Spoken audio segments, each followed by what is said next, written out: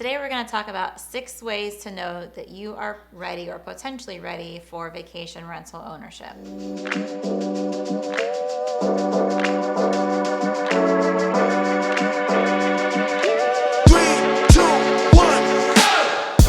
Now, this list is geared for people who want to own a property at a distance from their home. So obviously anybody can listen to this and certainly learn, but for those of you who are thinking, I want to have a place that's several hours away or a full day's drive away or I need to fly to, then this episode is definitely for you. One way to know that you're ready is if you're a current homeowner. So in other words, the good thing about owning your own home first is you're setting yourself up for the place that you're going to live in. And to me, that's the best way to go because you don't want to be renting your own home and trying to save up for that while you've already purchased a vacation home. It's kind of like putting your ducks in a row. So owning your own home first before you invest in a rental property is the best option. And so that also tells you that you're into step 1 of being ready for a vacation rental.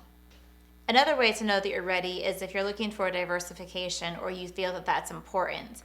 So if you own a property that's further away from where you live, that market might be different. So in a down market or something like that, it may offer you protection because you don't have all your eggs in one basket, so to speak. So if you own a home in one state and a vacation rental property in the next state over, that could be helpful for that. And if you're ready for that and comfortable with that, then that's one way. That's the second way to know that you are potentially ready to buy your first vacation rental. If you are organized, you are really ready. Here's the thing, if you own your own home, you want to have some different rentals other places, and you're organized, that's a way better start for you than somebody who's not organized, because you need to keep track of calendars, of paying taxes, of different things that are involved in that. Now, that doesn't mean you can't own one if you're not organized, because every business, including your vacation rental business, should have systems in place.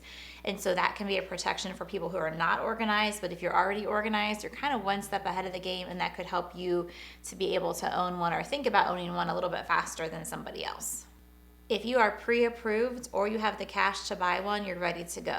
Notice we said to get pre-approved. And the reason we're saying that tells you that you might be ready is because getting pre-approved in the front end is way, way easier than looking for houses and then trying to get pre-approved. The financing is different, the criteria is different, the types of financing is different, even the interest rates are different. So all of those play into why it's good to get pre-approved first. So if you already own your own house, you're looking for diversification, you are organized, and you've already been pre-approved, you've already set yourself up for a much better successful rate of both finding a home and succeeding in that market.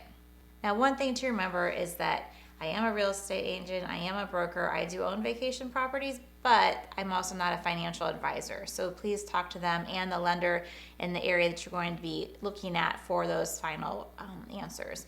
And again, you want to get pre-approved by a lender who's licensed in the state of where you're going to buy, not where you reside. If you like to travel, you are already in a position where you're probably ready to own a vacation rental. Now, clearly, you don't have to love travel to own a vacation rental, but if you do love travel, what a great way to diversify your portfolio in areas that you like to go in anyway. And again, we're referring to people who want to own one further away. You can own one closer to your home, but for those who want to own one further away and you already love to travel, it just makes sense that could be the next step in your investment portfolio.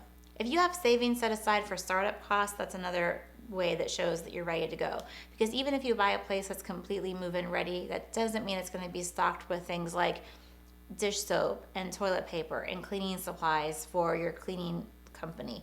And also, if it's not fully ready to go as far as furnishings and being updated, and we talk about that in a class that we're creating, then you need a startup cost for more bigger price items. So if you have a startup cost for cushion from everything from paying taxes and insurance to buying things like your toilet paper and cleaning supplies, that gives you a heads up and a head start for somebody who might not. And it also shows that you are ready to buy and are more likely to be successful.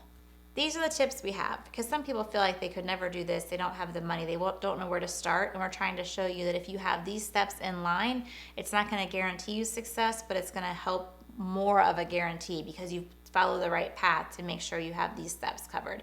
And like I said, there's more to come. We can't wait to help you on your journey. And so that we can help you on your journey, like, subscribe, hit the little bell, and you'll know every time we have a new episode.